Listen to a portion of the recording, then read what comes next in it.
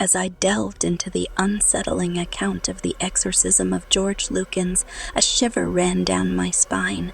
The chilling tale of a young man tormented by malevolent forces and the relentless efforts to free him from their grip unfolds like a nightmarish drama. Allow me to recount this eerie story in vivid detail, as if I were there myself, witnessing the struggle against demonic forces in the early 18th century. It was a gloomy day in the small English town of Yatton when I first heard whispers of the strange affliction that had befallen George Lukins, a name that would soon become synonymous with the supernatural. The year was 1788, and I had traveled to the town as a curious and skeptical observer, eager to unravel the mystery surrounding this alleged possession. The tale of George Lukins began innocently enough. He was a simple, unassuming young man of around 20 years, living a quiet life in Yatton. It was said that he had always been a reserved individual, not given to flights of fancy or wild behavior, but that all changed one fateful evening when he attended a local gathering, and a series of inexplicable events would set in motion a chain of events that would forever change his life. George Lukins' trouble started when he suddenly collapsed during the gathering, convulsing uncontrollably as if he were in the throes of a seizure. His family, who were present at the event, rushed to his side, horrified by the spectacle. His body contorted in unnatural ways, and a guttural, otherworldly voice emanated from his mouth, spewing vile and blasphemous words. It was as if he had become a vessel for something malevolent, something that defied explanation. As news of George's affliction spread throughout Yatton, the town became gripped by fear and speculation. Some believed he was suffering from a severe illness, while others were convinced that he was possessed by a demon. In a time when superstitions and religious fervor ran high, the latter explanation gained traction, and it wasn't long before the local clergy became involved. The Lukins family, desperate to help their son, summoned Reverend Joseph Easterbrook, the vicar of Yatton, to their home. Reverend Easterbrook was a man of strong faith and conviction, known for his unwavering belief in the existence of demonic forces. He arrived at the Lukins' residence prepared to confront the supernatural head-on. A journey into this unsettling narrative led me to the Lukins' modest cottage, where I could only imagine the palpable tension that hung in the air. The room where George was confined was dimly lit, with heavy curtains drawn to block out the outside world. The young man lay in a bed, his body still racked by violent convulsions. His eyes, once clear and bright, were now dull and lifeless, and his voice continued to utter profanities in a language that no one present could understand. As I stood in that room, it was impossible not to feel a sense of unease, as if unseen eyes watched our every move. The atmosphere was thick with a malevolent presence that sent shivers down my spine. It was clear that whatever had taken hold of George Lukins was not of this world. Reverend Easterbrook, a tall, imposing figure with a stern countenance, began the exorcism with a solemn prayer, invoking the power of God to expel the evil that had ensnared the young man. He sprinkled holy water on George and placed a crucifix in his trembling hands. The reaction was immediate and unsettling. George's body contorted even further, and he let out a blood-curdling scream that sent a shockwave of terror through all those present. The exorcism continued for hours, with Reverend Easterbrook reciting prayers and performing rituals meant to drive out the malevolent spirit. But the entity within George was not so easily defeated.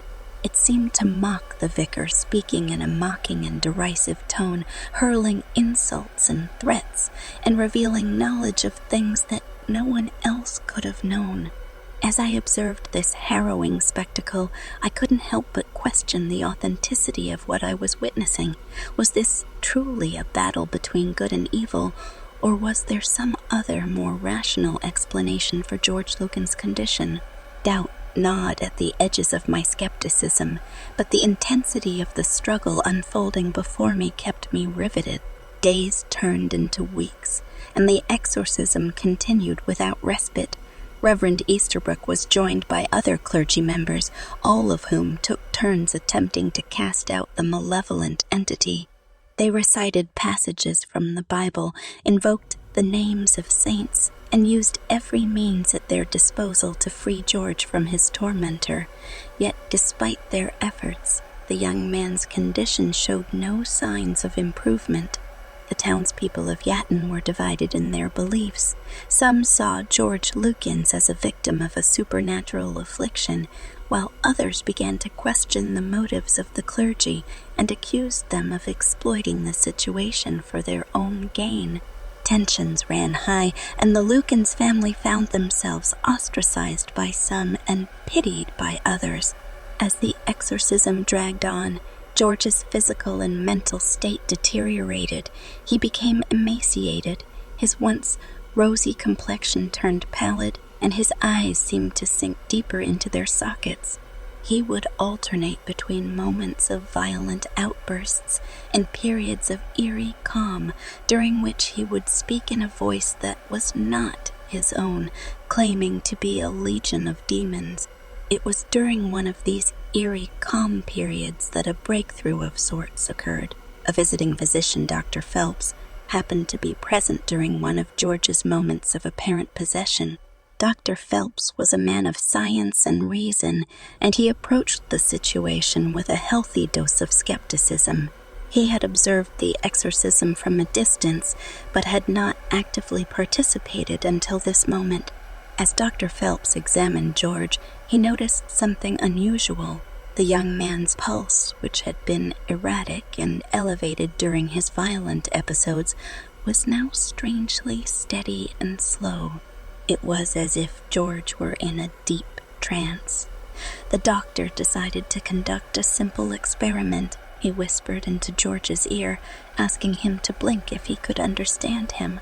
To the astonishment of all present, George Lukins blinked. Dr. Phelps continued his quiet conversation with George, who responded by blinking to indicate yes or no. Through this method of communication, a shocking revelation emerged. George claimed that he was not possessed by demons, but was, in fact, pretending to be under the influence of evil forces. The room fell into a stunned silence as George explained that he had feigned possession as a prank during the initial gathering that had sparked the hysteria. He had not anticipated the escalating fervor of the exorcism and had found himself trapped in a web of deceit that he could not escape. Fearful of the consequences and the wrath of the clergy, he had continued the charade even as it took a toll on his physical and mental health.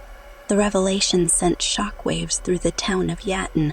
Accusations and recriminations flew, and the credibility of the clergy involved in the exorcism was called into question. Reverend Easterbrook and his fellow ministers vehemently denied any wrongdoing, insisting that they had been acting in good faith to save George's soul from demonic possession. As I reflected on this bizarre turn of events, I couldn't help but feel a sense of disillusionment. The tale of the exorcism of George Lukins, which had begun as a terrifying encounter with the supernatural, had taken an unexpected and deeply perplexing twist. The line between belief and skepticism had blurred, leaving me with more questions than answers. George Lukins, once seen as either a victim or a vessel of evil, was now a complex figure caught in a web of deception and manipulation. The clergy, who had fervently believed they were battling demons, now faced scrutiny and doubt, and the townspeople of Yatton were left to grapple with the unsettling truth that sometimes the boundaries between the natural and the supernatural can be deceptively thin. In the aftermath of the revelation, George Lukins slowly began to recover his physical and mental health. He expressed remorse for his actions and the turmoil he had caused, but the scars of the ordeal would linger for the rest of his life. The town of Yatten, too, would bear the scars of the events surrounding the exorcism, forever haunted by the memory of a young man's descent into a world of darkness and deceit.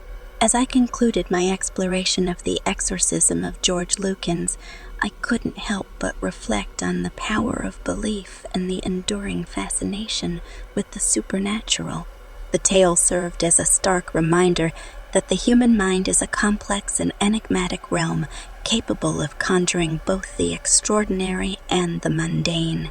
And in the face of the unknown, we are often left grappling with our own beliefs, doubts, and the enduring mysteries of the human experience.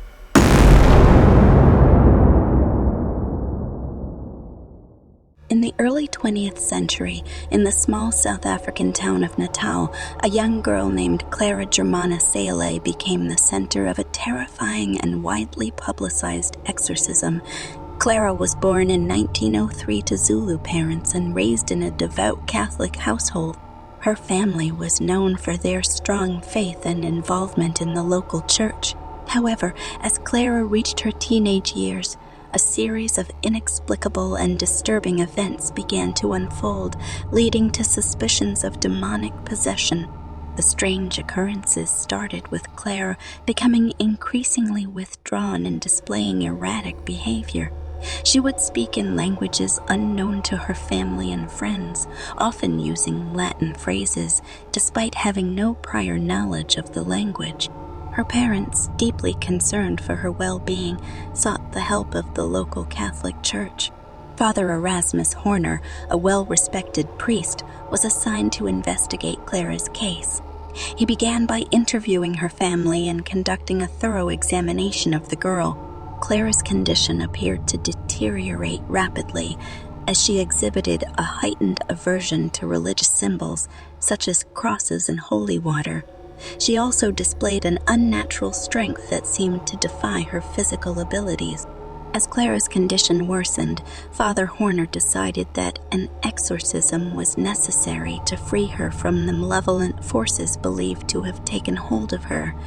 The church authorities granted their approval, and preparations were made for the exorcism ritual. It was a daunting undertaking, as Clara's case was seen as particularly severe and challenging. The exorcism took place in the natal region, inside a small church. The ceremony was attended by a small group of witnesses, including Clara's family and several church officials. The priest, Father Horner, led the ritual, while others provided support and assistance. Clara, bound to a chair to prevent harm to herself and others, appeared to resist the proceedings vehemently. During the exorcism, Clara exhibited a variety of distressing behaviors. She screamed in agony, contorted her body into unnatural positions, and reportedly levitated off the ground at times. The entity that had taken control of her claimed to be Satan himself, speaking through Clara's voice. It taunted the priests and those present using vulgar and blasphemous language. The battle between the forces of good and evil seemed to rage on for hours, with Clara enduring physical and emotional torment. The priests continued their prayers, holy chants, and sprinkling of holy water, never giving in to the relentless assaults of the malevolent entity. It was a harrowing and exhausting ordeal for all involved. Finally, after a grueling and intense struggle, the entity within Clara relented. She slumped in her chair, appearing drained and exhausted. The exorcism had been successful in driving out the demonic presence that had plagued her for so long. Clara was unbound and immediately received medical attention for her physical and emotional wounds.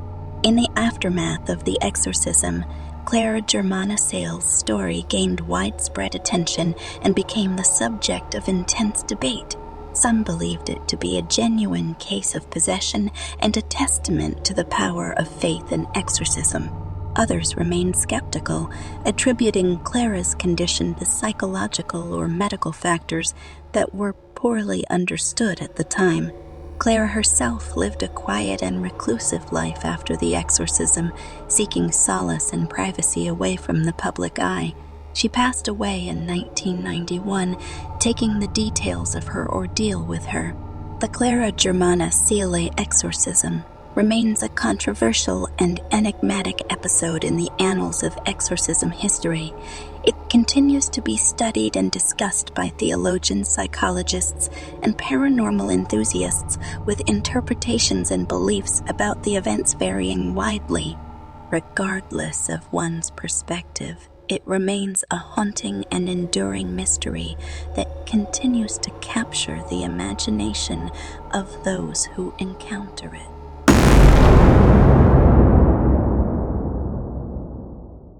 The tragic case of Kristi Bamu's fatal exorcism shocked the world and shed light on the horrifying consequences of superstition, ignorance, and abuse within certain communities. In December 2010, Kristi Bamu, a 15-year-old boy from Paris, France, lost his life during a brutal exorcism ritual performed by his own family members in London, United Kingdom.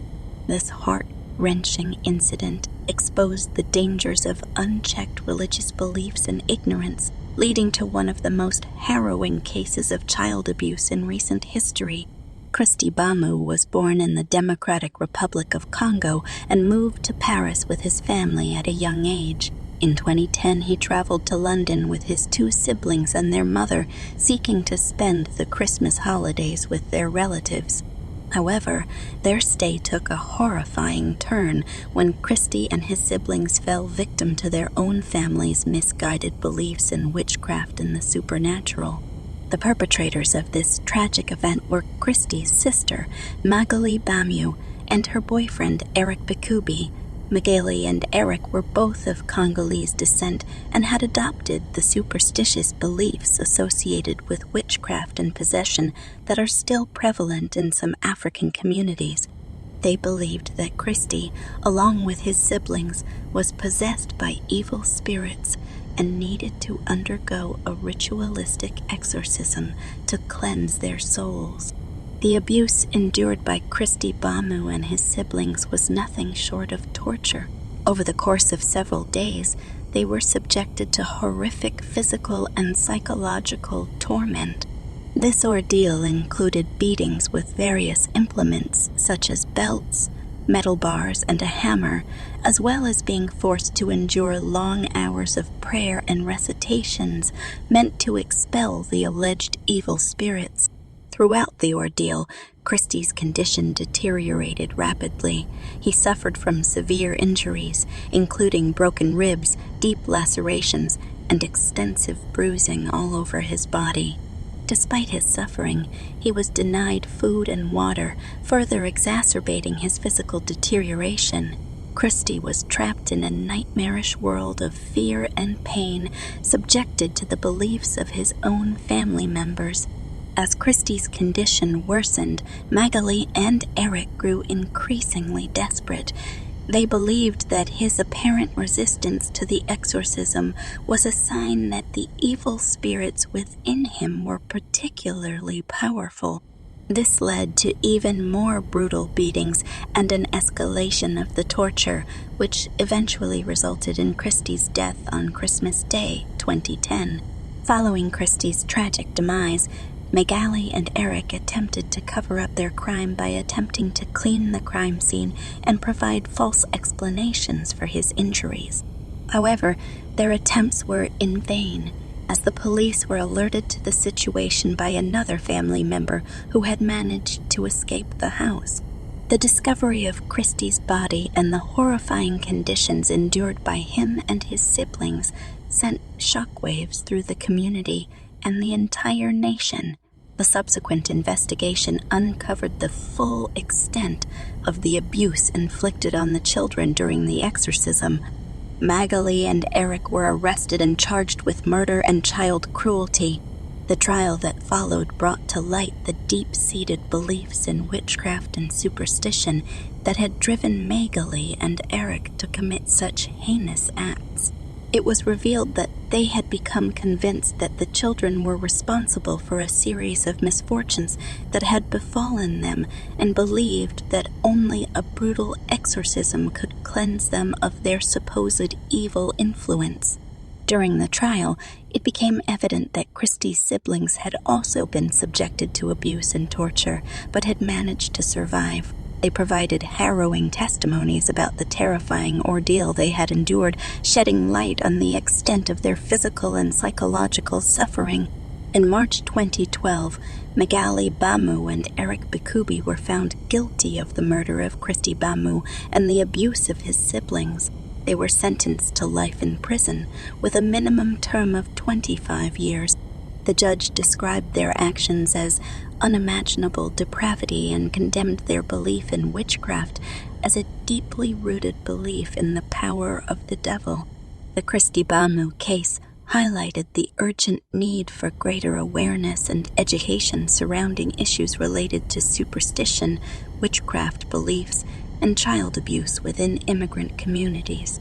It also underscored the importance of vigilant neighbors and community members who can report suspected cases of abuse and ensure that vulnerable individuals receive the help they need.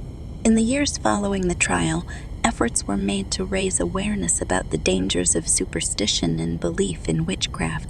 Organizations and community leaders worked to provide support to families struggling with these issues, as well as to educate them about the importance of seeking professional help rather than resorting to harmful and dangerous rituals. The tragic story of Kristi Bamu's fatal exorcism serves as a haunting reminder of the devastating consequences of superstition, ignorance, and unchecked religious beliefs. It is a sobering lesson about the importance of protecting vulnerable individuals and ensuring that they have access to the resources and support they need to escape the clutches of harmful practices and beliefs. Kristi's memory lives on as a catalyst for change, inspiring efforts to prevent such horrific incidents from happening again.